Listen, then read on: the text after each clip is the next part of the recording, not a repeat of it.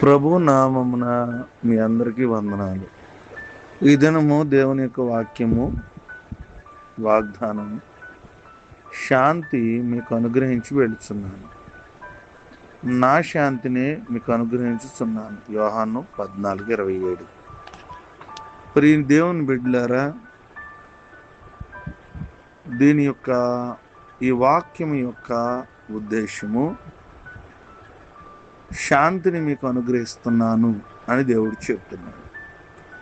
లోకంలో ఇచ్చినట్టుగా నేను మీకు అనుగ్రహించట్లేదు, మీ హృదయాలు కలవరపడనకండి.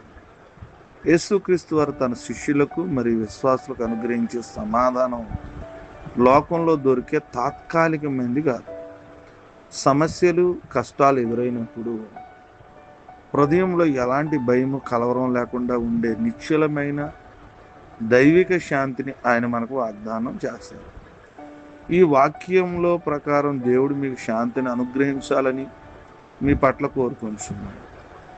నా శాంతి అనబడుచున్నది, ఈ శాంతి యేసునకు చెందిన శాంతి అయి ఉన్నది. ఆయనకు తోడై ఉన్నవి, ఆయన ఉన్నత స్థలంలో సమాధానం కలగచేయండి. ఆయన విశ్వాసంలోనికి శాంతిని పంపిస్తున్నాడు. అందుచేతనే విశ్వమంతయు క్రమ ప్రకారం నడుచుకొనిచున్నది. దేవుని యొక్క శాంతి విశ్వమంతటికి తన స్వాధీనంలో ఉంచుకొని ఉన్నది. నా శాంతిని మీకు అనుగ్రహించుచున్నానని ప్రభు తెలియచేయచ్చు.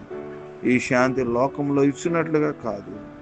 లోకం ఇచ్చు శాంతి సంక్షోభంగా ఉంటుందని తెలియజేస్తున్నాడు. ఎందుకంటే అది అపవాది నుండి వచ్చినది. లోకం యొక్క శాంతి నిరంతరమునకు నిలిచి ఉండనది. కానీ ఎవరైతే ఇతరుల యొద్ద ఏదైనా కావాలనుకుంటే అప్పుడు వారితో సమాధానంగా ఉంటారు, ఆ తర్వాత వారిని విసిరిపారేస్తారు.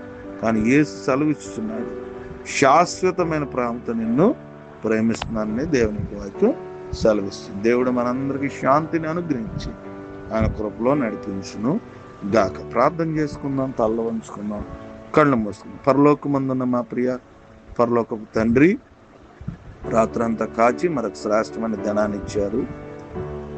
నేను మీరు ఇచ్చినటువంటి పరిపూర్ణ శాంతికి ధన్యవాదాలు.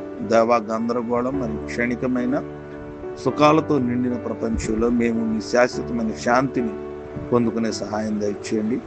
మీ శాంతిని మా హృదయాల్లో నివసింపచేయండి తండ్రి. నాయన దయచేసి మాకు సహాయం చేయండి. లోకంలో ఇచ్చినట్టు కాదు నాయన, మంచి నిజమైన సమాధానాన్ని, శాంతి మా గృహాల్లో, కుటుంబాల్లో దయచేయండి.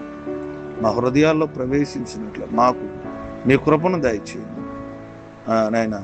మేము పొందుకున్నట్లు మా జీవితాలను, మా హృదయాలను పరిశుద్ధపరచు. నీవు మాతో కూడా ఉండి మాకు విజయం ఇచ్చినట్లుగా సహాయం మాకు చేయండి. దేవా, మేము దేనికి భయపడకుండా చేయండి ప్రభా. సమస్తము మా మేలు కొరకు జరిగినట్టు వాటన్నిటినీ మాకు అత్యధిక విజయం పొందినప్పుడు చేయండి.